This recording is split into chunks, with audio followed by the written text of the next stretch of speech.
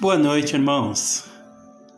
Mais uma noite no PGM Presença de Deus, um pequeno grupo da Igreja Batista Conexão Cajubi. Hoje estamos aqui para mais uma vez refletirmos acerca da Palavra de Deus, acerca daquilo que ela faz na nossa vida e fez na vida de muitos discípulos, de homens que tiveram contato com ela, que se deixaram misturar a ela, que estiveram em simbiose com ela. E nós estamos ali no livro de Atos dos Apóstolos, no capítulo 9, e encontramos ali no versículo 1 até o versículo 20, dois discípulos importantíssimos, um chamado Ananias, o outro chamado Paulo. Esse último, por sinal, depois de Jesus, a figura mais importante no cristianismo, Paulo de Tarso. Paulo de Tarso, que estava a caminho de Damasco e teve uma experiência com Deus e caiu do cavalo. Verdadeiramente, quando temos uma experiência com Deus, nós descemos dos nossos tamancos. E aí ele verdadeiramente mostra quem ele é e nós conhecemos quem realmente nós somos. Completamente dependentes dele, completamente anelantes pela presença dele. E Paulo, ao cair do cavalo, ficou um tempo sem enxergar, uma cegueira absoluta. Essa cegueira que antecede uma iluminação que ele recebeu posteriormente. Mas ele teve que ficar cego, porque ele seguia uma religião. Ele achava que seguia Deus, mas ele seguia uma religião. Ele era apenas um zeloso homem religioso. Deus não te chamou para ser apenas um zeloso homem religioso. Deus te chamou para ser um discípulo. E o que é o discípulo? Discípulo é aquela pessoa que segue o mestre. Sabe, quem tem coração de discípulo é aquele que compreendeu a causa, que compreendeu a mensagem, que recebeu o Deus da mensagem, não apenas a mensagem de um Deus, mas recebeu o Deus da mensagem dentro dele. Esse Deus da mensagem teve misericórdia e graça e ministrou o Espírito dele dentro do homem. Esse homem teve uma experiência palpável, uma experiência empírica com o Deus da mensagem. Por que a gente quer frisar isso? Porque a gente, pelo Facebook, a gente vê N mensagens que vêm de N concepções religiosas, N concepções filosóficas, enfim. No Facebook todo mundo é bonzinho, no Facebook todo mundo é sábio, e eu ouço tantas coisas, tantas belas mensagens. Ei, Jesus não é só uma bela mensagem, meu irmão. Jesus é Deus.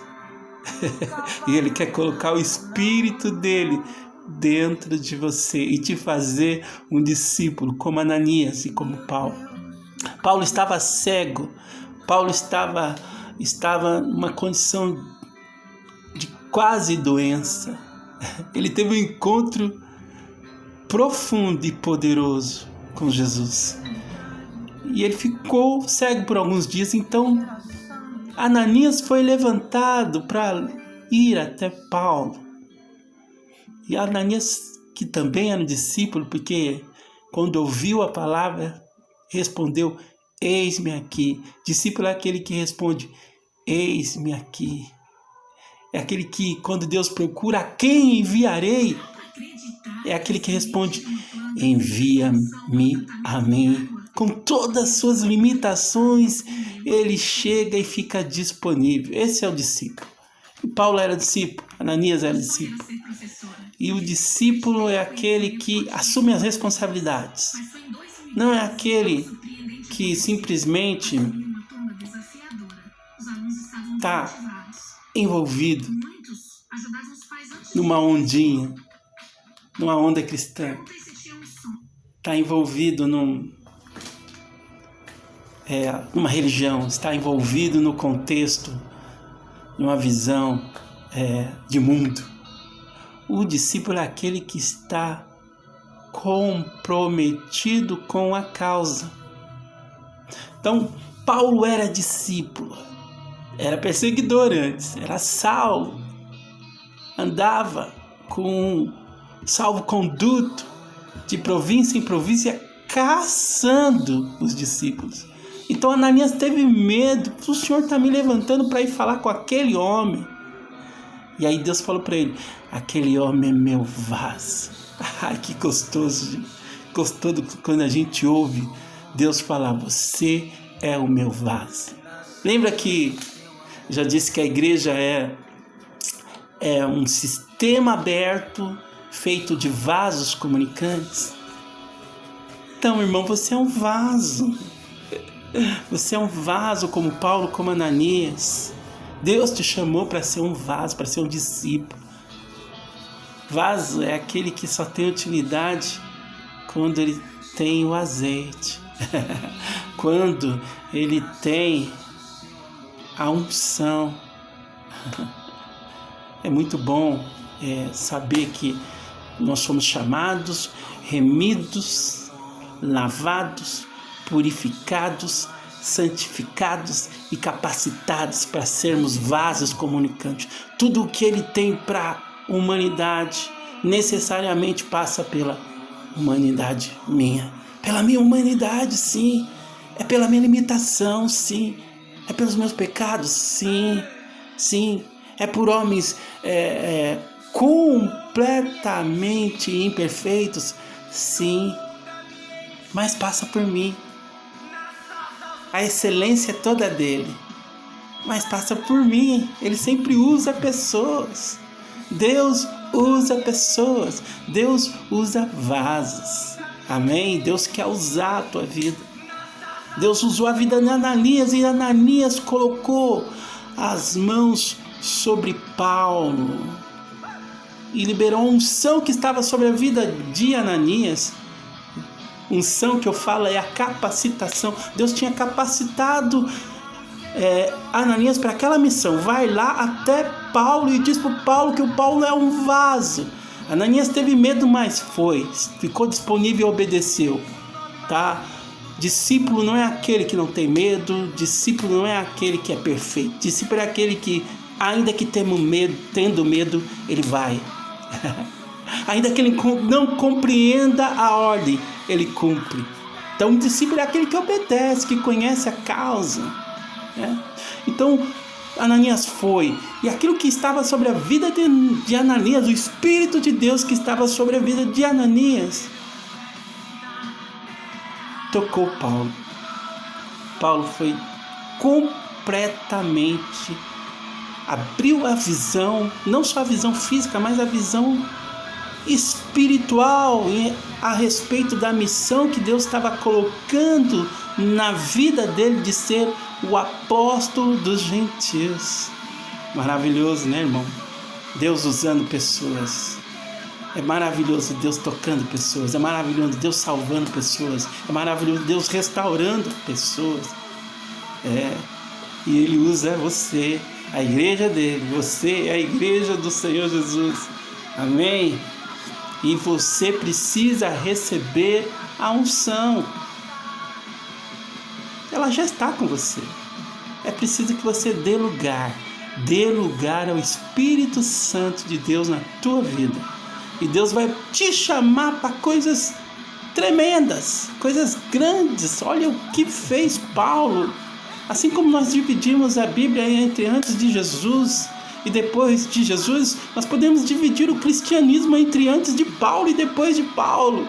O trabalho de Paulo, o trabalho missionário de Paulo no mundo conhecido da época, semeando igreja, plantadores de igreja. Que coisa linda, hein? Deus levantando discípulos no nosso tempo para plantar igrejas. É isso que Deus tem para a tua vida. Você que ama o Senhor, você que ama o reino, você que ama o Evangelho. Amém?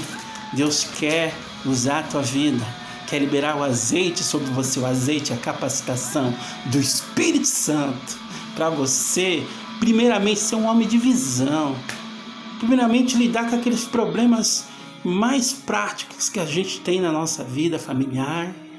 E aí Deus dá sabedoria para fazermos isso, e depois para ser um verdadeiro instrumento nas mãos dele, um instrumento ali usado pela igreja do Senhor Jesus. Amém? Fica com Deus, que Deus te capacite cada vez mais. Paulo cumpriu a missão dele, Ananias cumpriu a missão dele. Que você também cumpra a tua missão, seja lá qual for a missão específica que Deus deu para você. Seja para fazer a tua família feliz, seja para pregar para a tua família, para Deus alcançar todos da tua família. É uma grande missão essa, né? É uma grande missão. E se além disso Deus ainda tiver mais coisas para você, mais coisas excelentes, e Ele tem, porque a Bíblia diz que os pensamentos dele são mais altos do que o seu, do que o nosso, do que o meu. Com certeza, se você ama o Senhor Jesus, se você ama a igreja, Deus tem coisas ainda maiores e mais excelentes.